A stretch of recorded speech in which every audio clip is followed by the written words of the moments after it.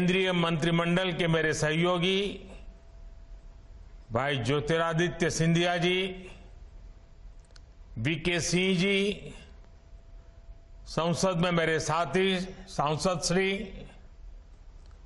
अन्य सभी महानुभाव और अंडमान निकोबार द्वीप समूह के मेरे भाई और बहनों,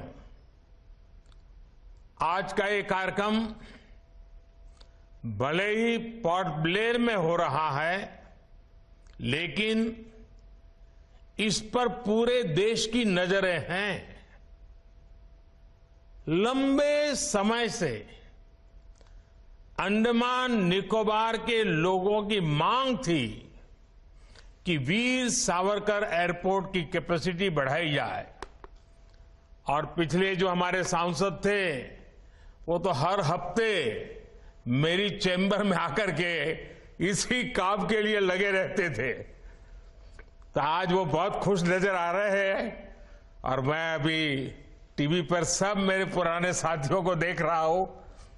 अच्छा होता मैं आज आपके बीच आकर के इस उत्सव में शरीक होता, लेकिन समय अभाव से खुद तो नहीं आ पाया। लेकिन आप सबके चेहरे की खुशी देख रहा हूं, आनंद से भरा हुआ माहौल में अनुभव कर रहा हूं। साथियों, देश भर से जो कोई वहां घूमने जाना चाहते हैं, उनकी भी यही इच्छा थी। अभी तक मौजूदा टर्मिनल की कैपेसिटी हर रोज 4000 टूरिस्ट को हैंडल करने की थी। नया टर्मिनल बनने के बाद इस एयरपोर्ट पर हर रोज करीब करीब 11000 टूरिस्ट को हैंडल करने की कैपेसिटी बन गई है। नई व्यवस्था में अब एयरपोर्ट पर एक साथ 10 विमान भी खड़े हो पाएंगे, यानी यहां के लिए नई फ्लाइट्स के लिए भी रास्ता खुल गया है। और ज्यादा फ्लाइट्स आने, ज्यादा टूरिस्ट आने का सीधा मतलब है ज्यादा से ज्यादा रोजगार। पोर्ट ब्लेयर की इस नई टर्मिनल बिल्डिंग में ईज ऑफ ट्रैवल बढ़ेगा, ईज ऑफ डूइंग बिजनेस बढ़ेगा, और कनेक्टिविटी भी बेहतर होगी। मैं देश के लोगों को, पोर्ट ब्लेयर के सभी साथियों को इस सुविधा के लिए बहुत बहुत बधाई देता हूं। साथियों, लंबे समय तक भारत में विकास का दायरा कुछ बड़े शहरों, कुछ क्षेत्रों तक सीमित रहा। कुछ दलों की स्वार्थ भरी राजनीति के कारण विकास का लाभ देश के दूर दराज वाले इलाकों तक पहुंचा ही नहीं। ये दल उन्हीं कामों को प्राथमिकता देते थे जिसमें इनका खुद का भला हो, इनके परिवार का भला हो। नतीजा ये हुआ कि जो हमारे आदिवासी क्षेत्र हैं, जो हमारे आइलैंड्स हैं, वहां की जनता विकास से वंचित रही, विकास के लिए तरसती रही। बीते 9 वर्षों में हमने पूरी संवेदनशीलता के साथ पहले की सरकारों की उन गलतियों को सुधारा है। इतना ही नहीं, नई व्यवस्थाएं भी बनाई हैं। अब भारत में विकास का एक नया मॉडल विकसित हुआ है। ये मॉडल इंक्लूजन का है, सबको साथ लेकर चलने का है। ये मॉडल सबका साथ, सबका विकास का है।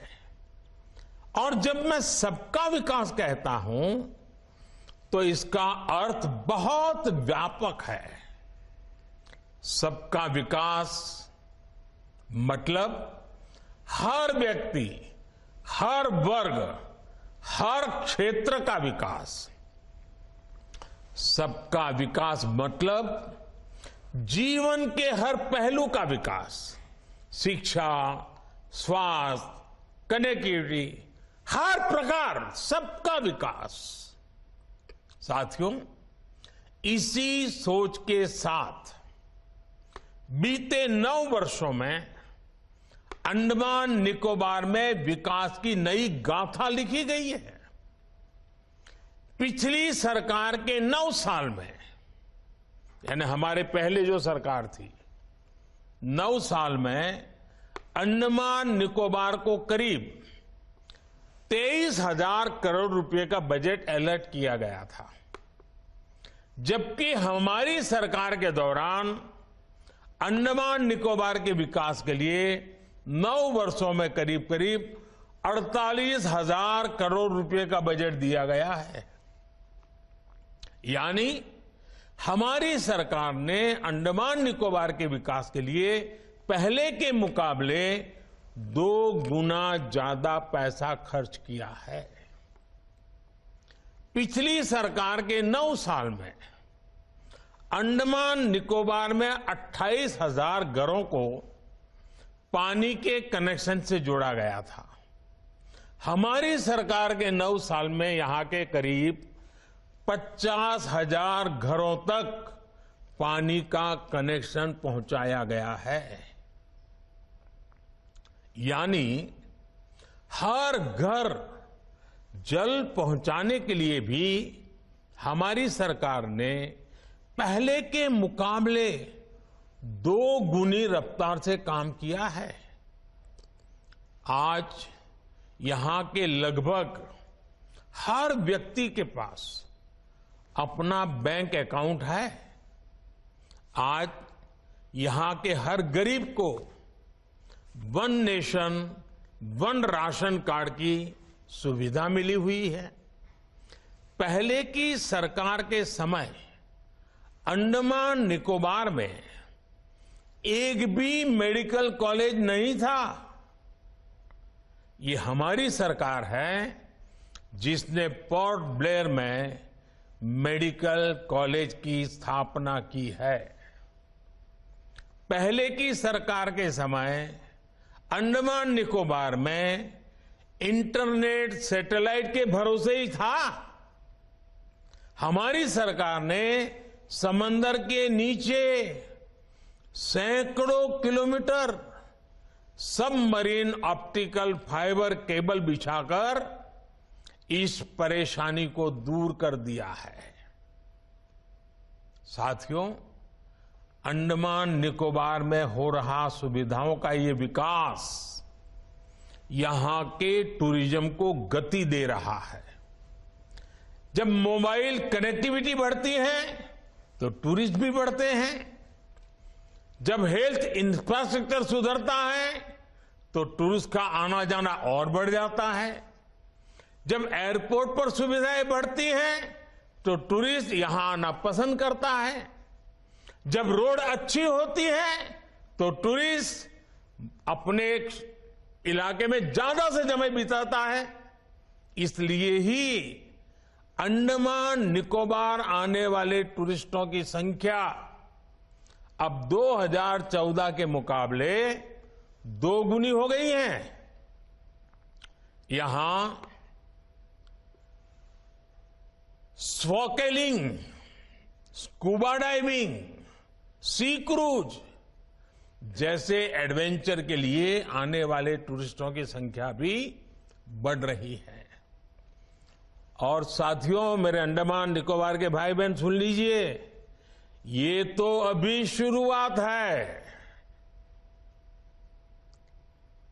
आने वाले सालों में ये संख्या कई गुना बढ़ने वाली है। इससे अंडमान निकोबार में रोजगार, स्वरोजगार की नई संभावनाएं बनने वाली है। साथियों, आज अंडमान निकोबार विरासत भी और विकास भी इस महामंत्र का जीवंत उदाहरण बन रहा है।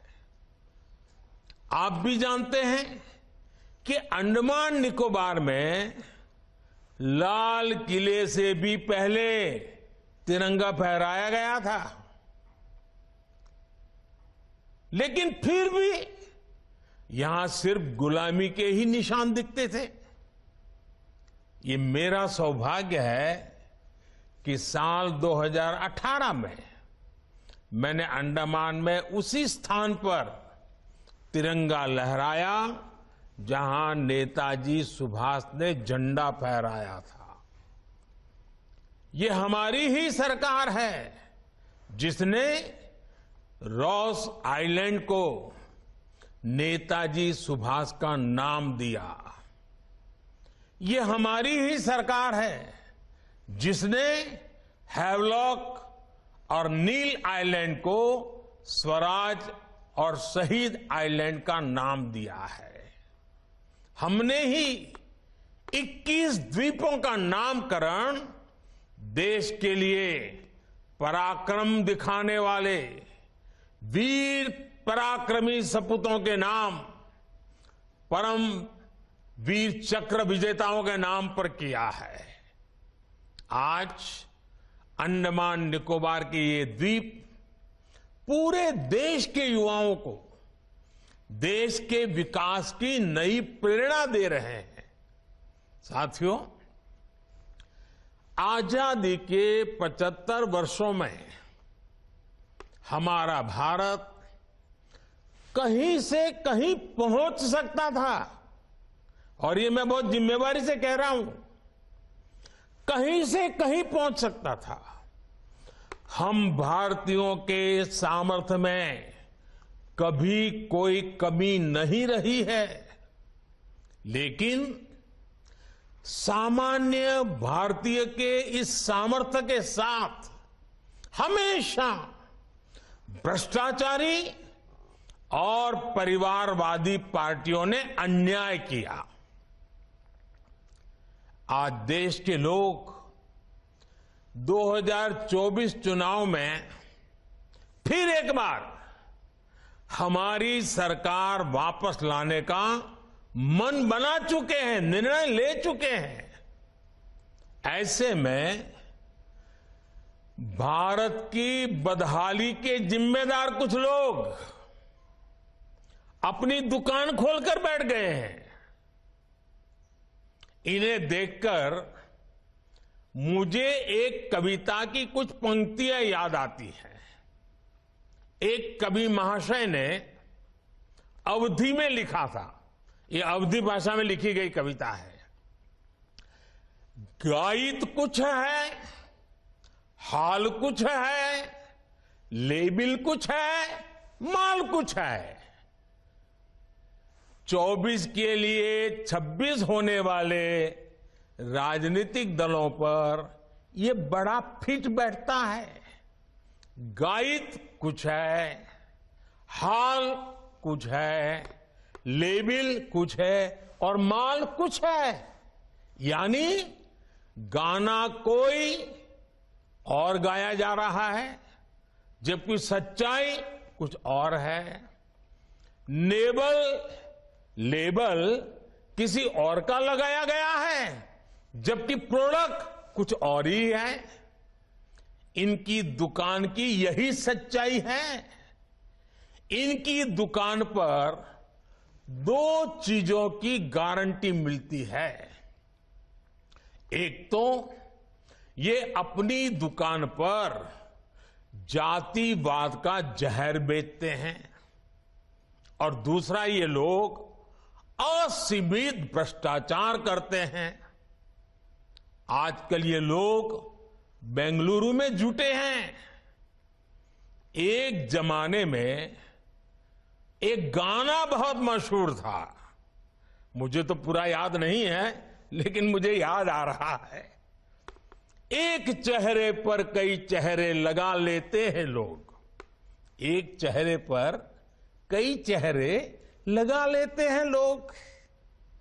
आप देखिए ये लोग कितने चेहरे लगाकर बैठे हैं। जब ये लोग कैमरे के सामने एक फ्रेम में आ जाते हैं तो पहला विचार देश के सामने क्या आता है?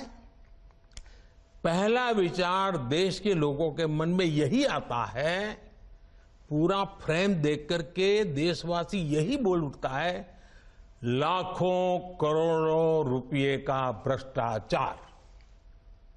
इसलिए देश की जनता कह रही है कि ये तो कट्टर भ्रष्टाचारी सम्मेलन हो रहा है, कट्टर भ्रष्टाचारी सम्मेलन हो रहा है। ये लोग गा कुछ और रहे हैं, हाल कुछ और है, इन्होंने लेबल कुछ और लगाया हुआ है, माल कुछ और है। इनका प्रोडक्ट है 20 लाख करोड़ रुपए के घोटाले की गारंटी। 20 लाख करोड़ रुपए के घोटाले की गारंटी। साथियों, इस बैठक की एक और खास बात है, अगर कोई करोड़ों के घोटाले में जमानत पर है तो उसे बहुत सम्मान की नजर से देखा जाता है। अगर पूरा का पूरा परिवार ही जमानत पर है तो उसकी और ज्यादा खातिरदारी होती है। अगर किसी दल का कोई वर्तमान मंत्री भ्रष्टाचार के मामले में जेल जाता है तो उसे एक्स्ट्रा नंबर देकर स्पेशल इनवाइटी बुलाकर बुलाया जाता है। अगर कोई किसी समाज का अपमान करता है, अदालत से सजा पाता है तो उसकी बड़ी आवाभगत होती है। अगर कोई अदालत से करोड़ों के घोटाले में दोषी पाया गया है तो इस बैठक में शामिल होने की उसकी क्वालिफिकेशन और बढ़ जाती है। बल्कि ये लोग तो उससे मार्गदर्शन मांगते हैं। भ्रष्टाचार को लेकर इनमें बड़ी आत्मीयता है, बड़ा प्रेम है। इसलिए 20 लाख करोड़ रुपए के भ्रष्टाचार की गारंटी देने वाले ये लोग बड़े प्रेम से, बड़ी आत्मीयता से आपस में मिल रहे हैं। साथियों, भ्रष्टाचार की इस दुकान में जुटे हुए ये सभी परिवारवाद के कट्टर समर्थक हैं। न खाता न वही, जो परिवार कहे वही सही। लोकतंत्र के लिए कहा जाता है of the people, by the people, for the people. लेकिन इन परिवारवादियों का मंत्र है of the family, by the family, for the family. Family first, nation nothing. इन लोगों का मोटो है, इनकी यही प्रेरणा है। ये लोग देश के लोकतंत्र को, देश के संविधान को अपना बंधक बनाना चाहते हैं। इनके लिए मैं यही कहना चाहूंगा, नफरत है, नफरत है, घोटाले हैं, नफरत है, घोटाले हैं, तुष्टीकरण है, मन काले हैं। नफरत है, घोटाले हैं, तुष्टीकरण है, मन काले हैं। परिवारवाद की आग के दशकों से देश हवाले हैं। साथियों, इनके लिए देश के गरीब के बच्चों का विकास नहीं, बल्कि अपने बच्चों का, अपने भाई भतीजों का विकास मायने रखता है। आजकल आप देखते हैं कि देश में स्टार्टअप्स बढ़ रहे हैं। हमारे युवा बड़ी संख्या में पेटेंट करा रहे हैं, ट्रेडमार्क रजिस्टर करा रहे हैं। स्पोर्ट्स की दुनिया में मेरे देश के नौजवान छाए हुए हैं, बेटियां कमाल कर रही हैं। ये युवा शक्ति हमारे देश में पहले भी थी, लेकिन इन परिवारवादी पार्टियों ने कभी देश के सामान्य युवा की शक्ति के साथ न्याय नहीं किया।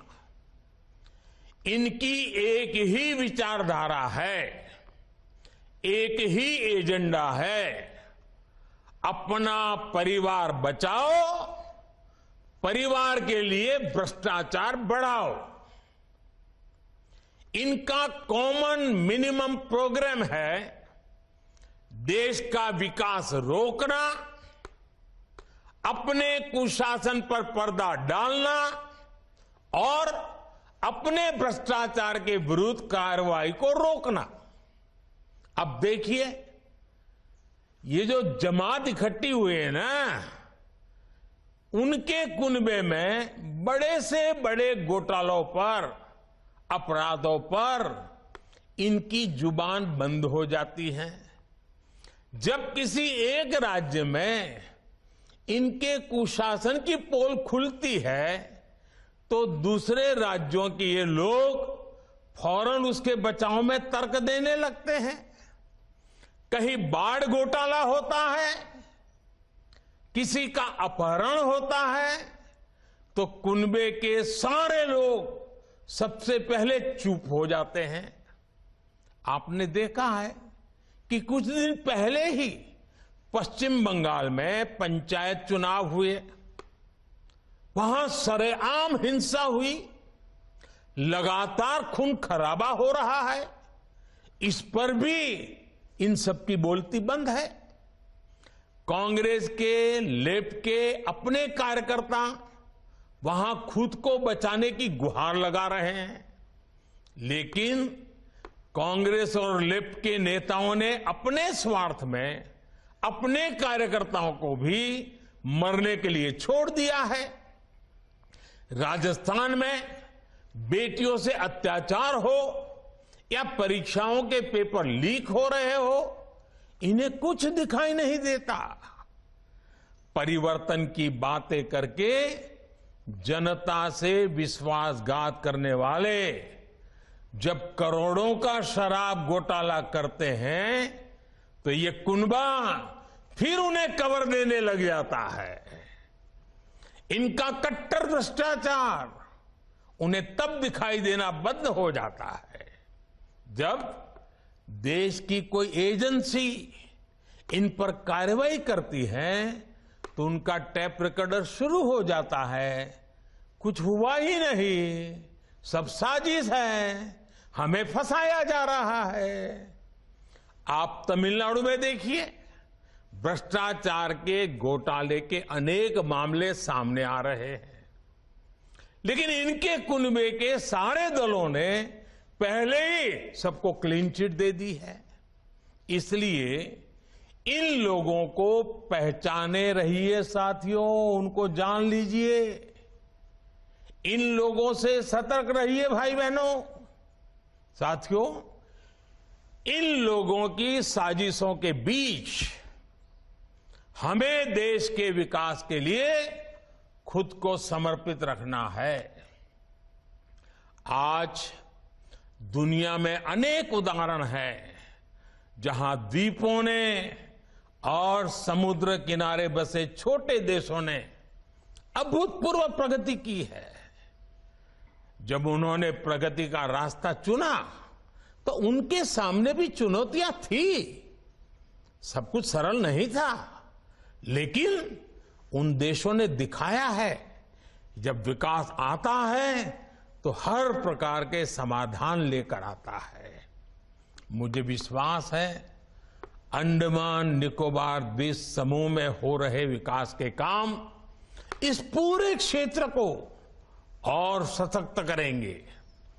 कनेक्टिविटी की ये नई सुविधा वीर सावरकर इंटरनेशनल एयरपोर्ट का नया टर्मिनल्स सबके लिए लाभकारी हो, इसी कामना के साथ वीडियो कॉन्फ्रेंस के इस कार्यक्रम में भी इतनी बड़ी तादाद में आप लोग आए, आपकी खुशी में यहां से अनुभव कर रहा हूं, आपका उत्साह में अनुभव कर रहा हूं।